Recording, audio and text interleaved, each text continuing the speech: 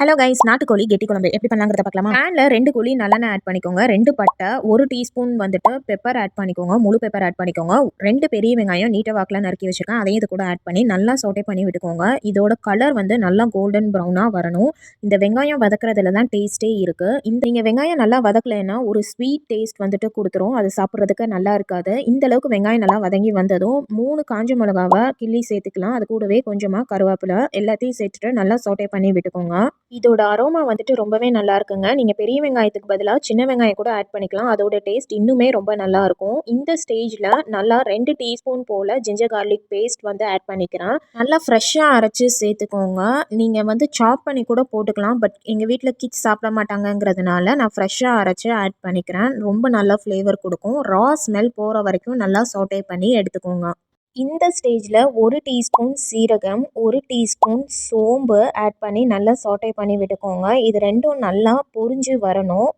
சீரகம் சோம்போட ஃப்ளேவர் நல்லா வரது உங்களுக்கு தெரியும். இந்த ஸ்டேஜில் 4 டீஸ்பூன் வந்துட்டு கொரியண்டர் பவுடர் ஆட் பண்ணிக்கிறேன். மல்லித்தூள் வந்து நீங்கள் ஆட் பண்ணுறப்போ உங்களுக்கு கூட குறைவ சேர்த்து ஆட் பண்ணிக்கோங்க. அது கூடவே 5 டீஸ்பூன் போல் தேங்காய் துருவல் ஆட் பண்ணி நல்லா சோட்டே பண்ணி விட்டுக்கோங்க. மினிமம் ஒரு 15 மினிட்ஸ் ஆச்சு நீங்கள் இதை சோட்டே பண்ணி எடுத்துக்கணும். நல்லா ஒரு கிறிஸ்பியாக வரணும். இதோட கலர் சேஞ்ச் ஆகி வரது உங்களுக்கு பார்த்தாலே தெரியும். பாருங்கள், மசாலாலேருந்து எண்ணெய் நல்லா பிரிஞ்சு வர ஆரம்பிச்சிருச்சு. இப்போ ஒரு பேனில் 2 டீஸ்பூன் போல் ஆயில் விட்டுட்டு 20 போல் கேஷ்யூ நட்ஸ் ஆட் பண்ணி நல்லா ஒரு கோல்டன் ஃப்ரை வரக்கும் ஃப்ரை பண்ணி எடுத்துக்கோங்க. இதை அப்படியே நம்ம ரோஸ்ட் பண்ணி வச்சுருக்கிற அந்த மசாலா கூட ஆட் பண்ணணும். பாருங்கள், நல்லா ட்ரை ரோஸ்ட்டாக வந்துருச்சு. உங்களுக்கு பார்த்தாலே தெரியும் எந்த அளவுக்கு கிறிஸ்பாக வந்திருக்குன்னு பாருங்கள். இந்த அளவுக்கு கிறிஸ்பாக வந்தால் தான் டேஸ்ட் நல்லாயிருக்கும். இதை அப்படியே சாட்டே பண்ணி தனியாக எடுத்து வச்சுக்கோங்க.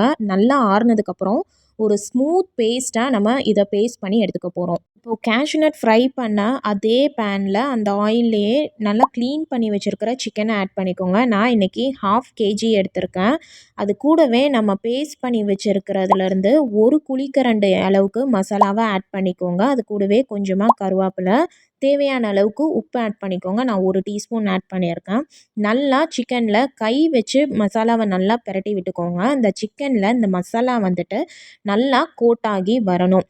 அப்போ தான் வந்துட்டு சிக்கனில் மசாலா நல்லா வந்து இறங்கியிருக்கும். இதை நம்ம இப்போ வேக வைக்க போகிறோம். ஸோ இந்த ஸ்டெப்பை வந்துட்டு ஸ்கிப் பண்ணாமல் ஆட் பண்ணிக்கோங்க. இல்லாட்டினா சிக்கன் வந்துட்டு ராவாக இருக்கிற மாதிரி இருக்கும், மசாலா இறங்காது. ஸோ நல்லா இந்த மாதிரி மிக்ஸ் பண்ணி எடுத்து வச்சுக்கோங்க. இப்போ பாருங்கள், சிக்கனில் நல்லா மசாலா கோட் ஆகிடுச்சு. இதை அப்படியே தனியாக வச்சுக்கலாம். ஒரு குக்கரில் நம்ம ரெடி பண்ணி வச்சுருக்கிற சிக்கன் மசாலாவை ஆட் பண்ணிக்கலாம். ஆட் பண்ணிவிட்டு நல்லா சாட்டே பண்ணி விட்டுக்கோங்க. அந்த சிக்கனில் இருந்து தண்ணி வரது உங்களுக்கு பார்த்தாலே தெரியும். தண்ணி வரதுக்கு முன்னாடி எந்த மசாலாவும் இல்லை தண்ணியும் ஆட் பண்ணிடக்கூடாது, அதோட டேஸ்ட்டே இதாகிடும். இப்போ நம்ம மசாலா அலசி வச்சுருக்கிற தண்ணியை கொஞ்சம் ஆட் பண்ணிவிட்டு சிக்கன் மூழ்கிற அளவுக்கு நான் தண்ணி ஆட் பண்ணிக்கிறேன். நான் 1 கப் வந்துட்டு ஆட் பண்ணியிருக்கேன். ஆட் பண்ணி நல்லா சாட்டே பண்ணி விட்டுக்கோங்க. இதை அப்படியே ஒரு லிட் போட்டு க்ளோஸ் பண்ணி 8 விசில் வர வைக்க போகிறோம். அதில் விசில் மட்டும் ஹை ஃப்ளேமில் வச்சுருக்கேன். அடுத்து 7 விசில் வந்துட்டு மீடியம் ஃப்ளேமில் வச்சு நல்லா குக் பண்ணி எடுத்துக்கலாம். இப்போ மீன்வைல் சிக்கன் வெந்துட்டு இருக்கிறப்பவே ஒரு பேனில் 2 டீஸ்பூன் ஆயில் விட்டுட்டு 1 டீஸ்பூன் கடுகு, 1 டீஸ்பூன் சோம்பு, ஒரு 3 காஞ்ச மிளகாவை கிள்ளி சேர்த்துக்கலாம். அது கூடவே 100 கிராம் சின்ன வெங்காயம் ஆட் பண்ணி நல்லா சாட்டே பண்ணி விட்டுக்கோங்க. வெங்காயம் வதங்குறதுக்காக கொஞ்சமாக ஒரு 1/4 டீஸ்பூன் போல் சால்ட் ஆட் பண்ணிக்கிறேன். அப்போ தான் நல்லா வெந்து கிடைக்கும். அது கூடவே கொஞ்சமாக கருவேப்பிலையை கிள்ளி சேர்த்துட்டு நல்லா சாட்டே பண்ணி விட்டுக்கலாம். அதோட ரா ஸ்மெல் போகிற வரைக்கும் சாட்டே பண்ணி எடுத்துக்கலாம்.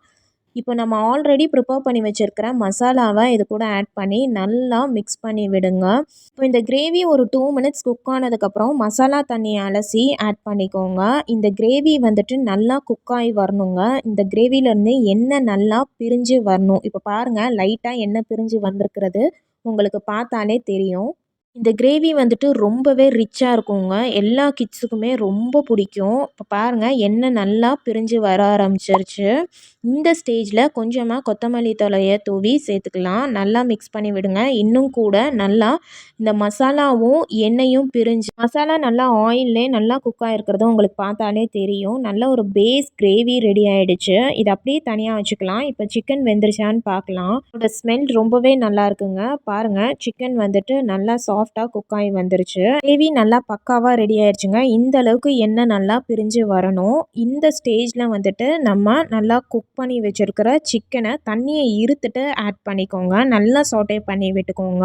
2 மினிட்ஸ்க்கு இந்த கிரேவிலே சிக்கன் நல்லா குக் ஆகி வரணுங்க.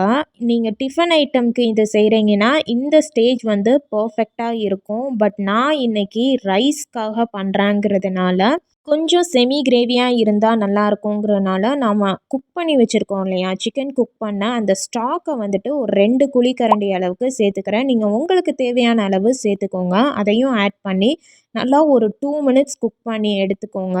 ஃபைனலாக பொடியாக சாப் பண்ணி வச்சுருக்கிற மல்லித்தழையை தூவி விட்டுக்கோங்க. இதை நல்லா மிக்ஸ் பண்ணி எடுத்துட்டிங்கன்னா ரொம்பவே டேஸ்டியான நாட்டுக்கோழி கெட்டி குழம்பு ரெடி. இது நல்லா திக்கான ஒரு கிரேவிங்க, பட் ரொம்பவே டேஸ்டியாக இருக்கும். இந்த கிரேவி இட்லி, சப்பாத்தி, இடியாப்பம், புட்டுக்கு கூட ரொம்பவே நல்லாயிருக்கும். நீங்கள் ரைஸுக்கும் இதை வச்சு சாப்பிட்லாம். நீங்களும் மறக்காமல் ட்ரை பண்ணி பார்த்துட்டு எப்படி இருக்குன்னு சொல்லுங்கள்.